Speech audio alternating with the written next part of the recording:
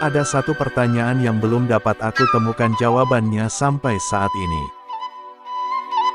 Kenapa mereka naik gunung?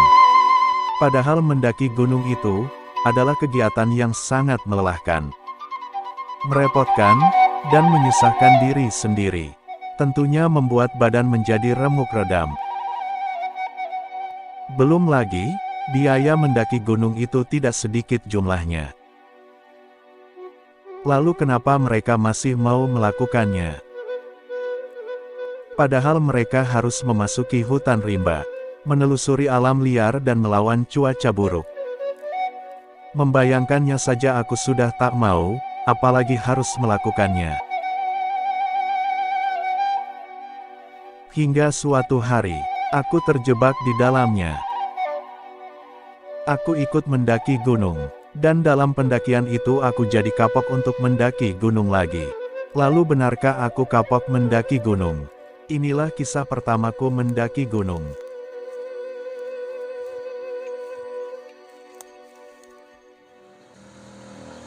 Kisah pendakian saya berawal ketika ada seorang teman yang bernama Hendro mengajak untuk mendaki gunung. Jujur saja saya enggan untuk memenuhi ajakannya. Alasan saya sangat sederhana. Saat ini usia saya memasuki 53 tahun, tentunya ini bukanlah usia seorang pendaki. Tambahan lagi selama ini saya belum pernah mendaki dengan ketinggian di atas 1000 mdpl.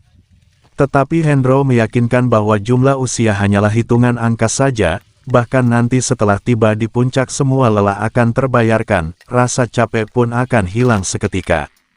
Bahkan Hendro yakin pendakian ini akan membuat ketagihan untuk mendaki lagi.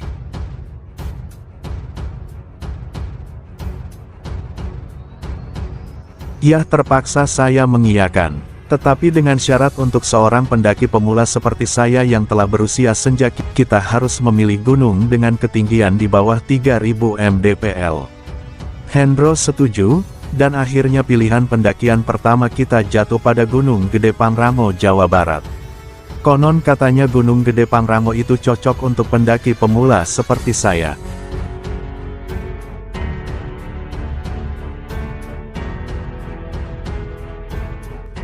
Tiba waktu yang telah disepakati, saya Hendro dan Robi berangkat menuju base camp pendakian. Kami memilih jalur pendakian via Gunung Putri Kabupaten Cianjur. Menurut Hendro, jalur Gunung Putri adalah jalur terpendek di antara 3 jalur pendakian resmi lainnya, yaitu via Salabintana Kabupaten Sukabumi, dan via Cibodas Kabupaten Bogor.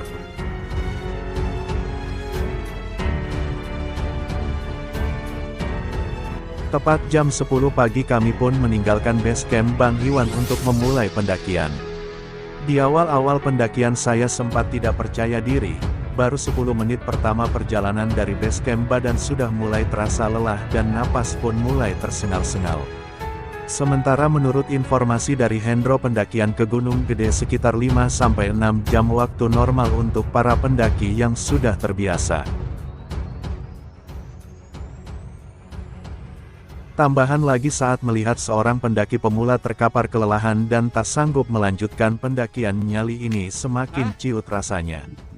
Padahal jalur ini masih di kawasan pemukiman penduduk, hadur rasanya saya semakin pesimis. Satu-satunya yang menguatkan diri saya adalah doa. Saya berdoa dan percaya sepenuhnya pada Tuhan agar dalam pendakian ini diberi kekuatan dan perlindungan serta kesehatan dan keselamatan.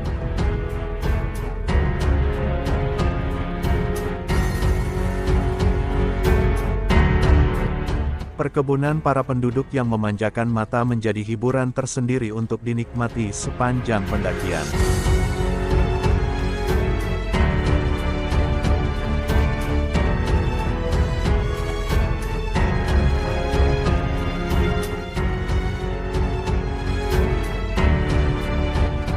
Beberapa saat kemudian kami pun tiba di pos Simaksi.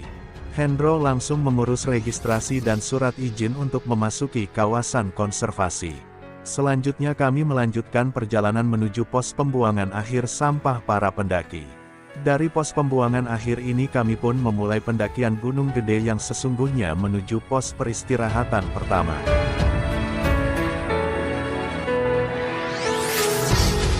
Awalnya saya berpikiran bahwa dalam pendakian ini hanya ada kami bertiga, saya pun sempat menduga-duga bagaimana rasanya berada dalam hutan rimba hanya bertiga. Tetapi pikiran saya salah besar, saya menyaksikan ratusan pendaki yang berseliweran mulai dari orang tua sampai anak-anak, bahkan terlihat puluhan atlet running train sedang berlari-lari naik dan turun gunung. Ya, running train adalah olahraga naik gunung dengan cara berlari.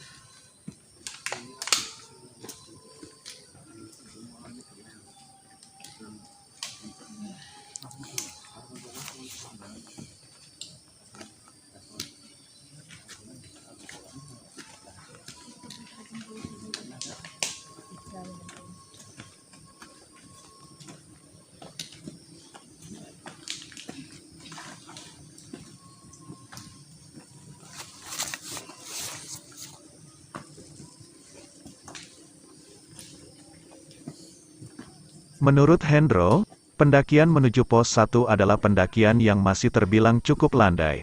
Sedangkan menurut saya yang masih pemula adalah jalur yang sangat melelahkan. Sebagai pendaki pemula,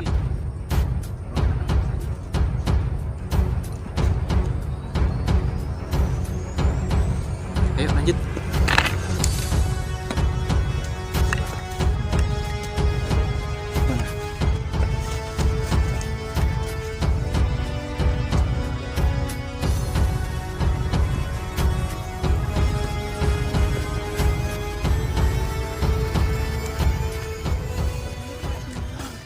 Iya teh, udah habis napas nih.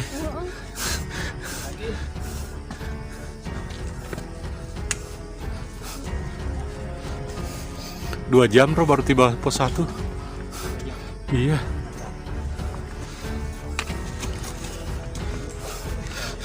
Halo. Hai. Dadah. Nah, mantap. Semangat, Pak. Iya, makasih. setelah menempuh pendakian selama 2 jam kami pun tiba di pos peristirahatan pertama atau pos 1. Untuk mereka yang sudah terlatih pendakian ini tidak lebih dari 1 jam dari pos pembuangan akhir menuju pos 1 ini.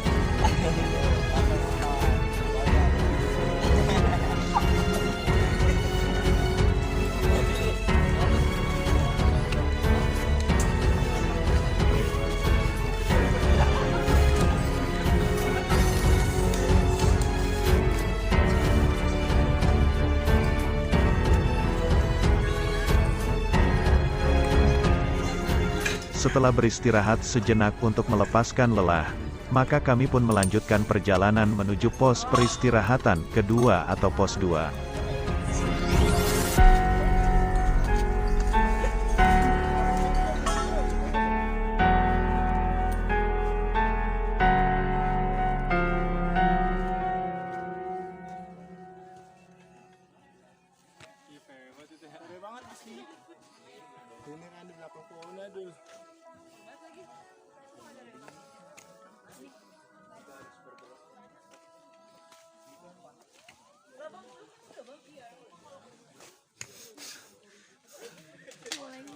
Iya teh.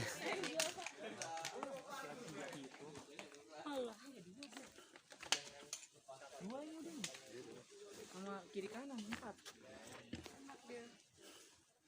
Itu pos 2, Roh. Bukan.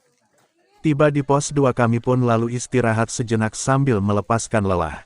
Sekujur badan memang sudah sangat lelah. Nggak tahu itu palsu apa asli, cuman ya segitu. Setelah merasa badan mulai fresh maka kami pun lalu melanjutkan pendakian menuju pos 3. Kabut mulai menemani pendakian kami. Gerimis pun tak mau ketinggalan. Suhu udara mulai menurun ke titik yang rendah. Rasanya semakin dingin. Hendro mengingatkan untuk terus bergerak supaya suhu badan tetap terjaga, jangan sampai ngedrop. Jika suhu badan ikut menurun dikhawatirkan akan terjadi hipotermia.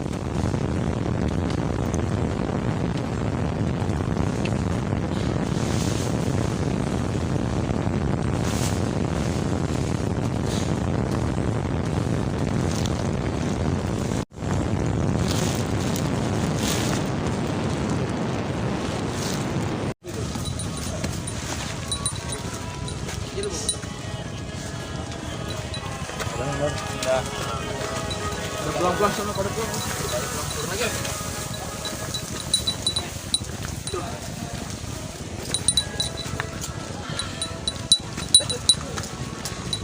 Mas.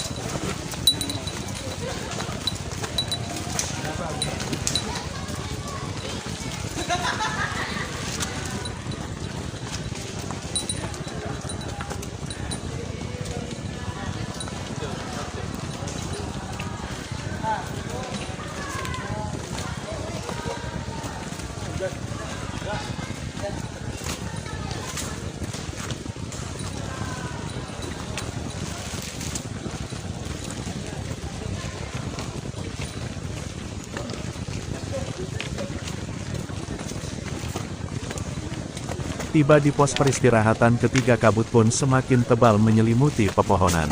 Tampak ratusan pendaki sedang beristirahat. Sebagian pendaki banyak yang menggelar tenda untuk camping di pos 3 ini dan melanjutkan pendakian pada esok harinya. Kami beristirahat cukup lama di sini untuk mengumpulkan tenaga guna melanjutkan pendakian lagi. Menurut Hendro, jalur pendakian dari pos 3 menuju pos 4 adalah jalur yang paling berat, paling sulit dan paling ekstrim. Hendro mengingatkan untuk berkonsentrasi penuh dan ekstra hati-hati saat mendaki nanti. Mungkin ini alasan utama sehingga ratusan para pendaki ini memanfaatkan waktu untuk beristirahat di sini. Tadi kan bareng dia mah jadi. Nah. Sampai. Beda-beda sih orangnya.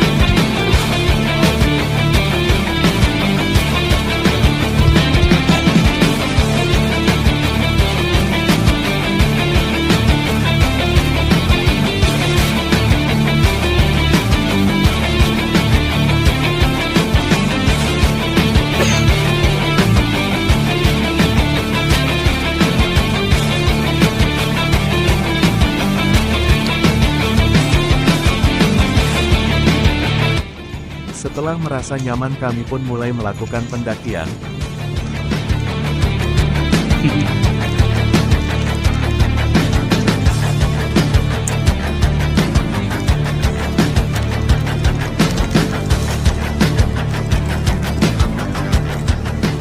Dan benar saja baru beberapa langkah jalur pendakian sudah terasa memiliki kemiringan yang berbeda dari jalur pendakian sebelumnya.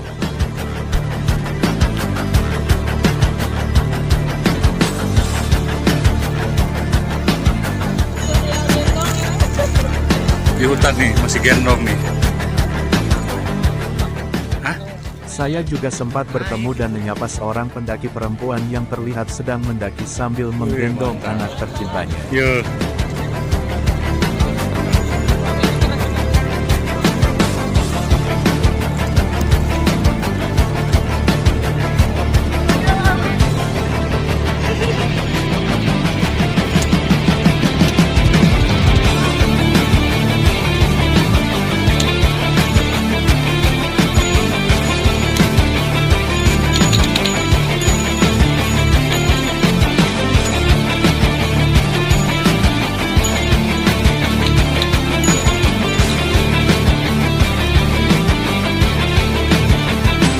Berapa mana tuh?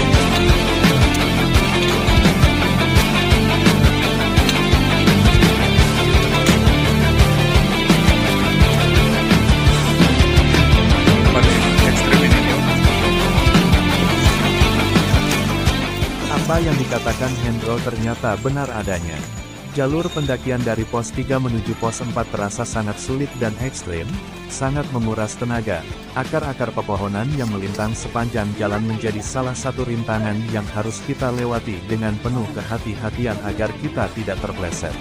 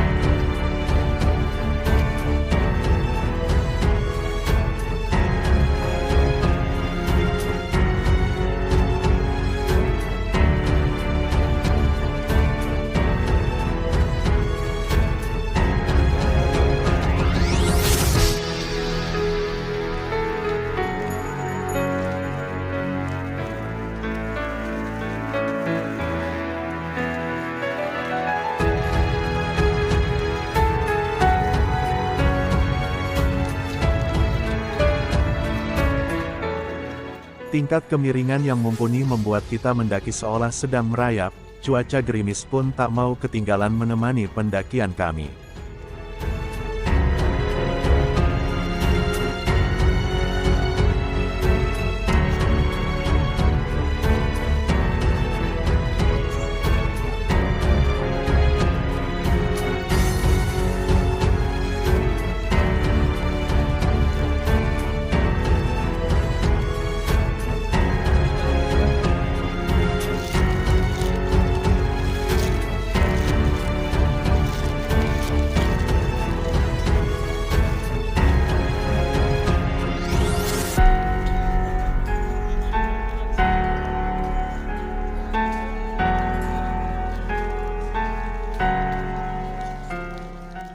Sementara hari semakin sore, dan mulai terasa remang-remang.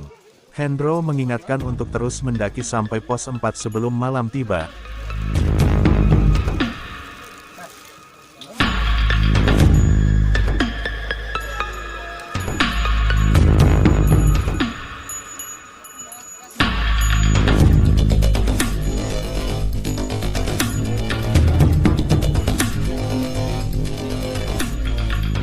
Tetapi sepertinya kami harus mendaki malam sebelum tiba di pos 4.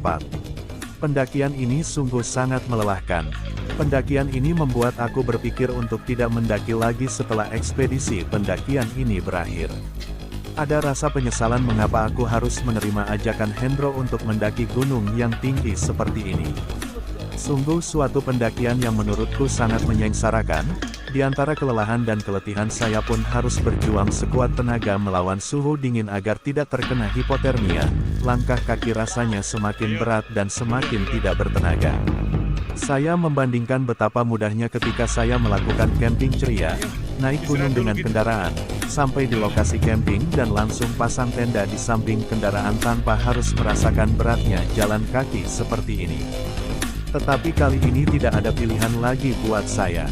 Mau gak mau, suka gak suka, saya harus tetap melanjutkan pendakian ini. Dalam hati, aku berkata, kapok rasanya mendaki gunung.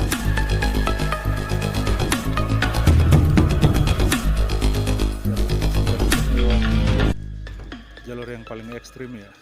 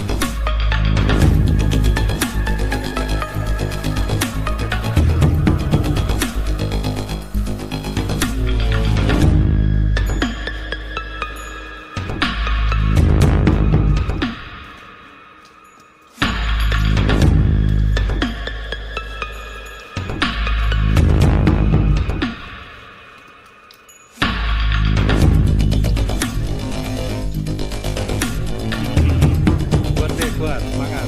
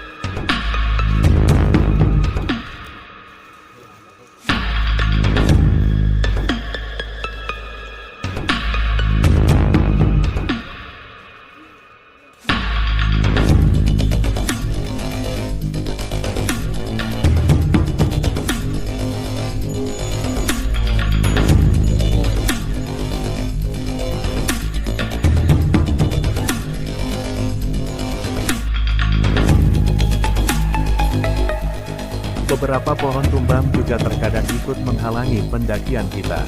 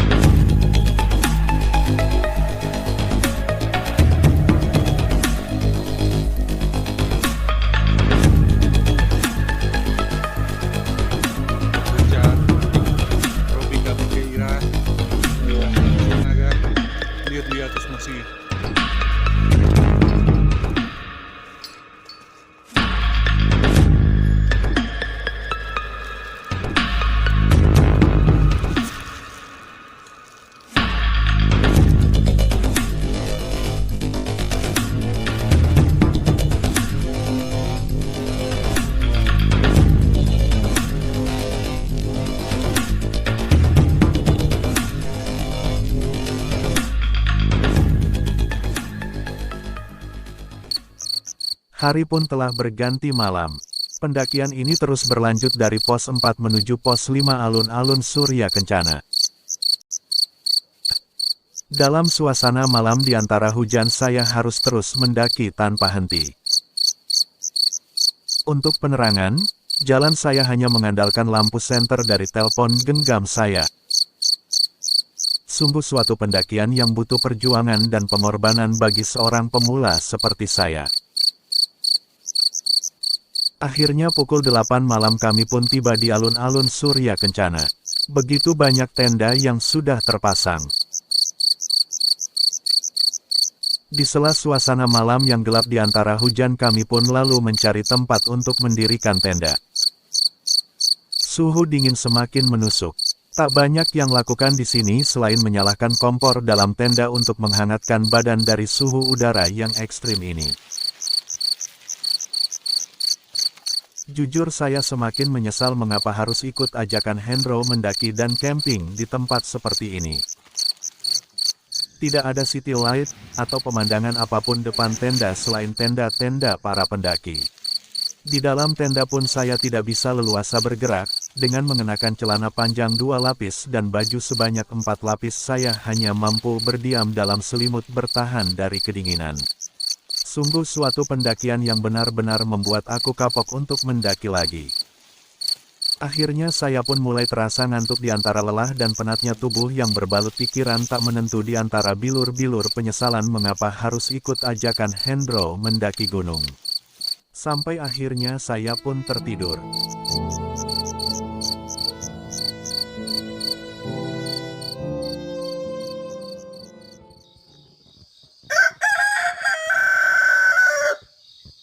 Pada keesokan paginya saya pun terbangun. Enggan rasanya untuk beranjak dari dalam selimut. Rasa penyesalan bercampur lelah masih terasa dalam hati. Dengan rasa malas dan ogah-ogahan saya pun bangun dan menarik resleting tenda untuk melihat keluar sekedar melepaskan rasa dongkol yang masih tersisa. Saya pun keluar tenda. Saya tertegun. Bagai sedang dihipnotis, sejenak saya tak mampu berbuat apa-apa. Saya hanya berdiri bagai patung di depan tenda. Tanpa sengaja dari mulut saya sendiri terucap, Astagfirullahaladzim. Subhanallah. Allahu Akbar. Di depan mata saya terhampar taman-taman Edelweiss begitu indah, dihiasi aneka warna tenda para pendaki gunung.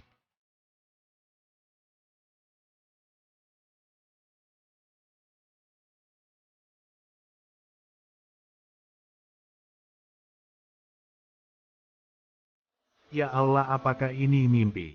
Ataukah saya sudah berada di alam lain? Saya melihat para pendaki begitu ceria, saya pun berkesimpulan bahwa ini nyata bukan dalam mimpi.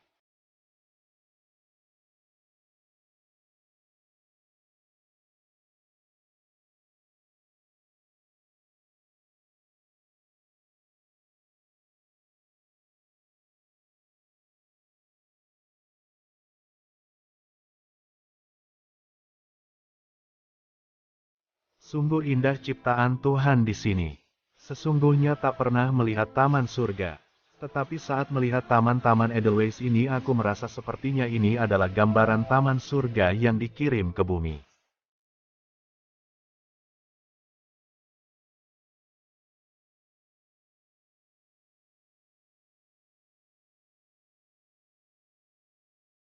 Rasa penat, rasa capek, rasa lelah, dan rasa penyesalan mengapa harus ikut mendaki, jadi hilang seketika.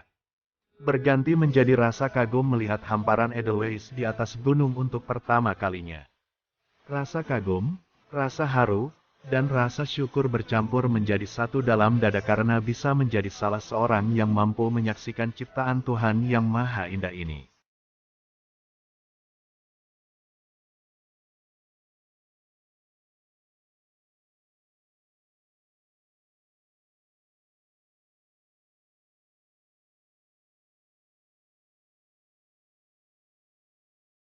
Sekarang aku mulai mengerti mengapa para pendaki rela menempuh jalan tersulit tanpa kenal lelah.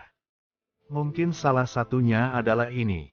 Ternyata jalan yang sulit selalu membawa mereka ke tempat yang indah.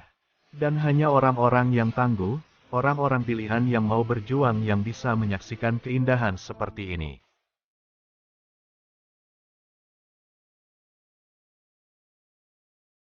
Saya pun lalu berjalan-jalan menikmati segarnya udara pagi di atas gunung di antara hamparan bunga-bunga Edelweiss yang sedang bermekaran. Sambil berjalan tak bosan-bosannya aku memuji kebesaran Tuhan dengan karyanya yang maha sempurna seperti ini.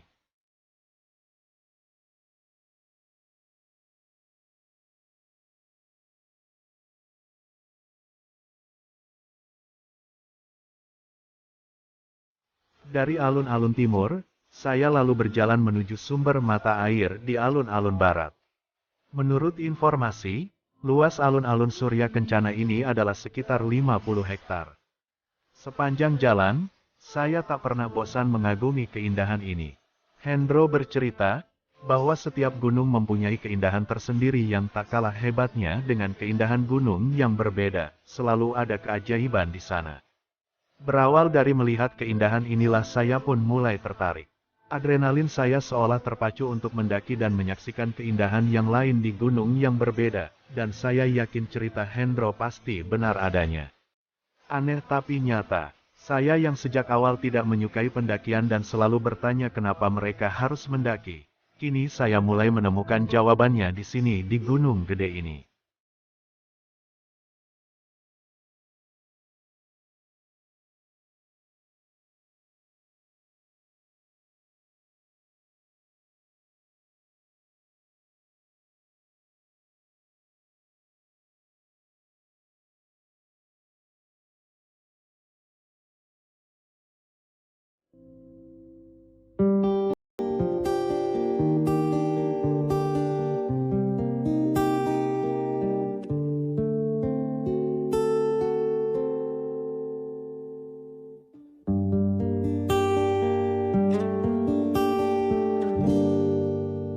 Salatullah,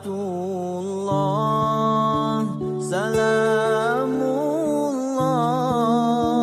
ala Taha Rasul. Ini adalah sumber mata air satu-satunya yang berada di Gunung Gede ini. Airnya begitu jernih, dingin dan segar. Sumber mata air ini mampu memenuhi kebutuhan air para pendaki. Yasin, Habibillah. Salatullah, salamullah, ala Taha Rasulillah. Salatullah, salamullah. Sampai akhirnya tiba saatnya kami harus meninggalkan tempat ini dan mengakhiri pendakian ini. Ya, kami harus turun dari pendakian. Tawassalna bismillah wa bil. Dalam perjalanan turun, ada satu keanehan yang mulai aku rasakan dalam diri ini. Aku yang tadinya kapok untuk mendaki lagi. Aku yang sepanjang pendakian selalu mengeluh capek dan lelah. Secara perlahan rasa itu mulai hilang dan berganti rasa sedih bercampur haru saat akan turun dari pendakian. Seolah ada suara-suara alam yang memanggil untuk kembali mendaki lagi. Ya, alam begitu bijak memberi pelajaran dan pengajaran pada setiap manusia bahwa hidup ini untuk dijalani tanpa keluh kesah, hidup harus dijalani. Kita jumpa lagi pada kisah pendakian selanjutnya. Terima kasih.